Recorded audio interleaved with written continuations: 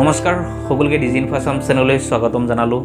ইতিমধ্যে আপোনালোকে নিশ্চয় গম পাইছে যে অসমত এতিয়া এছআৰ আৰম্ভ হ'ব বা এছআৰ ইতিমধ্যে আৰম্ভ হৈ গৈছে যে ইলেকশ্যন অফিচাৰে এটা ডাঙৰ ঘোষণা কৰিছে বা নিৰ্দেশ দিলে যে আপোনালোকৰ ঘৰে ঘৰে গৈ আপোনালোকক পৰীক্ষা কৰিব, আপোনালোকৰ তন্নতন্নকৈ আপোনালোকে চাব যে আপোনালোকৰ ঘৰত কোন আছে, আপোনালোকৰ ঘৰত মানুহ আছে নে নাই। গতিকে সেই এছআৰ বা স্পেচিয়েল ৰিভিজন কি আপোনালোকে সেইটো নিশ্চয় জানিব লাগিব। তাৰপিছত আপোনালোকৰ ঘৰত গৈ যেতিয়া পৰীক্ষা কৰিব তাৰ পিছত আপোনালোকৰ দায়িত্ব কি, আপোনালোকে কি কৰিব লাগিব, সেইখিনি যদি আপোনালোকে নাজানে তেতিয়াহ'লে আপোনালোকৰ ডাঙৰ সমস্যা আপোনালোকে পাব। গতিকে আপোনালোকৰ কাৰণে এই ভিডিঅ'টো বহুত ডাঙৰ ভিডিঅ', আপোনালোকে মোষ্ট ইম্পৰ্টেণ্ট হয়, আপোনালোকে সেইখিনি চাব লাগিব আৰু আপোনালোকে জানিব লাগিব। তেতিয়াহ'লে নিশ্চয় আপোনালোকে অসমত ভালকৈ থাকিব পাৰিব আৰু আপোনালোকে ভোট দিব পাৰিব। যদি আপোনালোকে সেইখিনি নকৰে, আপোনালোকে যদি এইখিনি নাজানে তেতিয়াহ'লে আপোনালোকৰ ভোট 100% আপোনালোকৰ কেঞ্চেল হ'ব আৰু নেক্সট পৰ্যায়ত আপোনালোকে সেইটো ভোট দিয়াৰ অধিকাৰো আপোনালোকৰ নাথাকে। গতিকে আপোনালোকৰ সম্পূৰ্ণখিনি কাম আপোনালোকে কৰিব লাগিব আৰু আপোনালোকে জানিবও লাগিব আপোনালোকৰ দায়িত্ব, আপোনালোকৰ কৰ্তব্য আপোনালোকৰ কি আছে। মই আজি এই ভিডিঅ'ৰ জৰিয়তে আপোনালোকে সেই বাকীখিনি আপোনালোকক জনাম, ডিটেইলছখিনি আপোনালোকে কি কৰিব লাগিব আৰু আপোনালোকে যিখিনি প্ৰব্লেম পাব সেইখিনি আপোনালোকে কেনেদৰে ছল্ভ কৰিব লাগিব। গতিকে সকলো ৰিকুৱেষ্ট থাকিল আপোনালোকে ভিডিঅ'টো সম্পূৰ্ণকৈ চাব আৰু আপোনালোকে ভিডিঅ'টো শ্বেয়াৰ কৰিব যাতে আপোনালোকৰ নিচিনা আৰু অন্য সকলোৱে যাতে গম পাব পাৰে যে আপোনালোকৰ কি কাম আছে আৰু এই এছআইআৰটো কি আচলতে আপোনালোকে কি কৰিব লাগিব। ইতিমধ্যে চাওক, এছআইআৰটো হৈছে কি স্পেচিয়েল ৰিভিজন, যাৰ দ্বাৰা চাওক ভোটাৰ পৰীক্ষণ কৰা হ'ব যে আপোনালোকৰ ঘৰত যাব, ঘৰত গৈ আপোনালোকৰ 5জন মানুহ আছে, আপোনালোকৰ 5জন মানুহ আছেনে নাই, নে মানুহজন মৰি গৈছে, আৰু যদি মৰি গৈছে তেতিয়াহ'লে তেওঁলোকে ফৰ্ম 7 ইউজ কৰি পেলাই আপোনাৰ সেই নামটো ডিলিট কৰিব। আৰু যদি আপোনালোকৰ নিউ ভোটাৰ আছে, আপোনালোকে এতিয়ালৈকে ভোট উঠা নাই, তেতিয়াহ'লে 6 ফৰ্ম দি পেলাই আপোনালোকৰ নতুনকৈ ভোট উঠাব আৰু 8 যিটো হৈছে আপোনালোকে ইয়াৰ পৰা ট্ৰেন্সফাৰ কৰি দিব বা বেলেগৰ পৰা ট্ৰেন্সফাৰ কৰি আপোনালোকৰ ঘৰত আনিব। এইটোৱে হৈছে যিটো স্পেচিয়েল ৰিভিজন বা এছআৰ।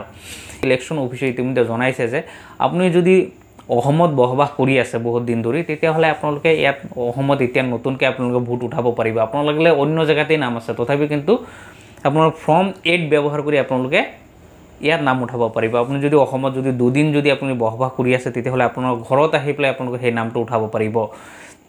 তাৰপিছত ইলেকশ্যন অফিচে আৰু এটা ডাঙৰ ঘোষণা কৰিছে যে যদি ইতিমধ্যে চাওক আপোনালোকে গম পাইছে যে ইলেকশ্যন আহি আছে, যিটো বিধানসভাৰ ইলেকশ্যন নমিনেশ্যন দিয়াৰ 10 দিন আগতো আহি পেলাই কোনোবাই ইয়াত নাম উঠাব পাৰিব ভোটৰ, আৰু নাম উঠাই পেলাই তেওঁলোকে ভোট দিব পাৰিব অসমত।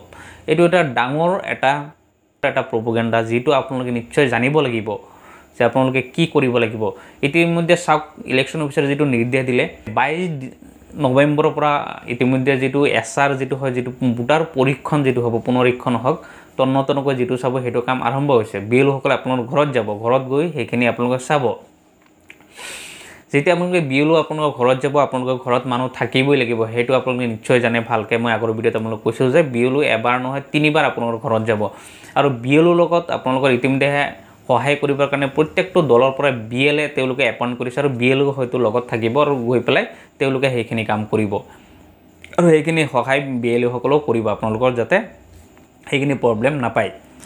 কিন্তু ডাঙৰ সমস্যাটো হৈছে কি, যেতিয়া আপোনাৰ ঘৰত যাব তাত গৈ আপুনি কি ফৰ্ম ইউজ কৰিছে আপোনালোকে সেইটো আপোনালোকে চকু দিব লাগিব। সেইটো হৈছে মেইন আপোনালোকৰ কাম। ফৰ্ম 6টো হৈছে নতুন ভোটাৰ। এতিয়া নতুন ভোটাৰৰ কাৰণে চাওক, ইতিমধ্যে আপোনালোকে কুৱেশ্যন কৰিছে যে কাগজ পাতি কি লাগিব, ডকুমেণ্টছ কি লাগিব। ইতিমধ্যে কোনো অৰ্ডাৰ কপিত এতিয়ালৈকে কাগজ পাতি তেনেকুৱা দিয়া নাই। ষ্টেটমেণ্ট 1 যিটো আছে সেইটোত ফটো বিচাৰিছে, বাকী আপোনাৰ ডেট অফ বাৰ্থ আৰু ডেট অফ এজ বিচাৰিছে। যদি ডেট অফ বাৰ্থটো আপোনালোকে দিব বিচাৰে তেতিয়াহ'লে আধাৰ কাৰ্ড হওক বা স্কুল চাৰ্টিফিকেট হওক বা অন্যান্য যি ডকুমেণ্টছ আছে আপোনালোকে দেখুৱাব লাগিব, তেতিয়াহে তেওঁলোকে সেইখিনিৰ পৰা তেওঁলোকে সেই ফৰ্মটোত লিখিব পাৰিব।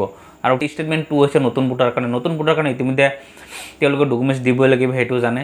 তাৰপিছত ষ্টেটমেণ্ট 3 হৈছে যদি 17 বছৰ প্লাছ আছে কিন্তু 18 বছৰ হোৱা নাই তেওঁলোকৰ কাৰণে, তেওঁলোকে সেই ডকুমেণ্টছ দিব লাগিব। সেইখিনি আপোনালোকে ভালকৈ মনত ৰাখিব। এতিয়া চাওক, ইতিমধ্যে আপোনালোকৰ ঘৰে ঘৰে গৈ যিটো পৰীক্ষা কৰিব, পৰীক্ষা কৰাৰ পিছত আপোনাৰ ফৰ্ম যিটো 7 আৰু 8 ইউজ কৰিব।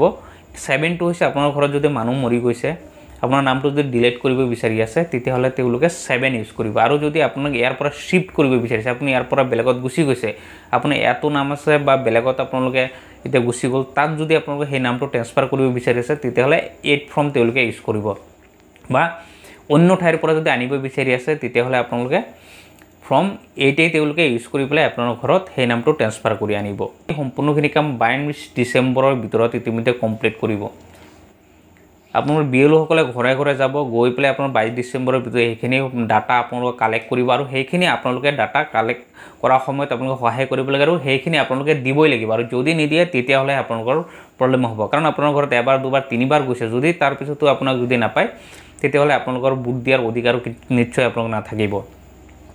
কিন্তু ইয়াৰ পিছতে চাওক, যিটো 22 ডিচেম্বৰ হ'ব, 22 ডিচেম্বৰৰ পিছত যিটো খচৰা যিটো ওলাব, সেই খচৰা ওলোৱাৰ পিছত আপোনালোকে চাব লাগিব 15 দিনৰ ভিতৰত আপোনালোকে আপত্তি কৰিব পাৰিব। আপোনাৰ যদি নাম উঠা নাই, আপোনালোকৰ কেঞ্চেল হৈ গৈছে বা ডাবল নাম উঠিছে, আপোনাৰ ঘৰত বেলেগ মানুহ যদি আহি গৈছে, তেতিয়াহ'লে আপোনালোকে সেইখিনি আপোনালোকে চাব লাগিব। চাই পেলাই সেইখিনি আপোনালোকে উজ্জ্বল আপত্তি আপোনালোকে কৰিব পাৰিব বা ক্লেইম কৰিব পাৰি, কৰি পেলাই আপোনালোকে সেইখিনি আপোনালোকে ছল্ভ কৰিব লাগিব। 27 ডিচেম্বৰত ইতিমধ্যে চাওক 22 তাৰিখে শেষ হ'ব আৰু 27 তাৰিখে 27 ডিচেম্বৰত খচৰা প্ৰকাশ পাব। গতিকে আপোনালোকে 27 অক্টোবৰত যেতিয়া খচৰা প্ৰকাশ পাব, আপোনালোকে 22 জানুৱাৰীলৈকে আপোনালোকে উজ্জ্বল আপত্তি আপোনালোকে দিব পাৰিব। গতিকে আপোনালোকে এইখিনি সময়ৰ ভিতৰত আপোনালোকে যেতিয়া খচৰা প্ৰকাশ পাব, আপোনালোকে এজনে প্ৰত্যেকটো ঘৰৰ ভোট, প্ৰত্যেকজন মানুহৰ ভোট আপোনালোকৰ আছে নে নাই সেইটো আপোনালোকে এবাৰ পৰীক্ষা কৰি আপোনালোকে চাব। আৰু সেইটো আপোনালোকে অনলাইনতো পাব, কাৰণ ভোটাৰ হেল্পলাইন যিটো এপছ আছে ইয়াত ইতিমধ্যে সেইখিনি পাব, বা ভোটাৰ লিষ্টটো আপোনালোকে ডাউনলোড কৰিব পাৰিব, অনলাইনৰ পৰা ডাউনলোড কৰি পেলাই আপোনালোকে চাব। তাৰপিছত যদি আপোনালোকৰ কিবা প্ৰব্লেম পাই আছে, আপোনাৰ নাম উঠা নাই, তেতিয়াহ'লে আপোনালোকে ডিষ্ট্ৰিক্টত জিলা আয়ুক্তক বা CEO-লৈ আপোনালোকে আপত্তি দৰ্শাব পাৰিব, বা ER-লৈ আপোনালোকে ক্লেইম কৰিব পাৰিব যে আমাৰ নাম উঠা নাই বা আপোনাৰ প্ৰব্লেম হৈছে বা আমাৰ ঘৰত বেলেগ মানুহ আহি পেলাই সোমাই গৈছে, সেইখিনি আপোনালোকে ক্লেইম কৰিব পাৰিব।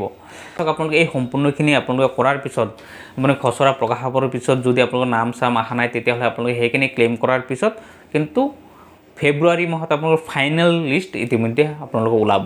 আৰু সেই ফাইনেল লিষ্টত যদি আপোনালোকৰ নাম থাকে, তেতিয়াহ'লে 100% আপোনালোকে ভোট দিব পাৰিব বা আপোনালোকৰ বাকী কোনো সমস্যা নাথাকে। গতিকে আপোনালোকে এই ফাইনেল লিষ্ট ওলোৱাৰ আগলৈকে আপোনালোকৰ যিখিনি দায়িত্ব, আপোনালোকৰ যিখিনি কাম আপোনালোকে সেইখিনি কৰিব লাগিব, নহ'লে আপোনালোক নিজেই বিপদত পৰিব। কাৰণ ইতিমধ্যে জানে যে কিমান সমস্যা ইতিমধ্যে হৈ আছে, সেই সমস্যা আপোনালোকৰ নিজৰ গাতো যাতে নাহে। গতিকে আপোনালোকৰ সেইখিনি আপোনালোকে নিশ্চয় আপোনালোকে অনুভৱ কৰিব লাগিব আৰু সেইখিনি আপোনালোকে কৰিব লাগিব। এতিয়া প্ৰথম কাম হৈছে, আপোনালোকে নিশ্চয় কৈছোঁ যে আপোনালোকে ঘৰত থাকিব লাগিব, ঘৰত থাকি আপোনাৰ যিমানখিনি মানুহ আছে সেই মানুহৰ আপোনাৰ তথ্য পাতি দিব লাগিব। তাৰপিছত আপোনালোকে যদি খচৰা প্ৰকাশ পায়, খচৰাৰ লিষ্টত আপোনালোকে চেক কৰি চাব লাগিব। চেক কৰি চোৱাৰ পিছত যদি সকলো ঠিকেই আছে, তেতিয়াহ'লে আপোনালোক ফাইনেল লিষ্টত সকলো ঠিকেই আহিব, বা যদি আহিছে তেতিয়াহ'লে আপোনালোকৰ কাৰণে ভাল খবৰ। আৰু যদি খচৰাত যদি কিবা প্ৰব্লেম হৈছে, তেতিয়াহ'লে আপোনালোকে ক্লেইম কৰি পেলাই, আপোনালোকে উজ্জ্বল আপত্তি কৰি পেলাই হ'লেও আপোনালোকে সেইখিনি ঠিক কৰিব লাগিব। তাৰপিছত গৈহে আপোনালোকে যিটো ফাইনেল লিষ্ট আহে, সেই ফাইনেল লিষ্টত আপোনালোকৰ নাম আহিব। আৰু যদি নাম আহে তেতিয়াহ'লে আপোনালোকৰ আৰু বেলেগ কোনো প্ৰব্লেম নহয়। গতিকে আপোনালোকৰ এই যি SIR বা স্পেচিয়েল ৰিভিজন বা যিটো ভোটাৰ পৰীক্ষণৰ বিষয়ে আপোনালোকে যদি জানিব বিচাৰি আছে, আপোনালোকৰ কিবা প্ৰব্লেম যদি পাই আছে, আপোনালোকে ভিডিঅ'ত কমেণ্ট কৰিব।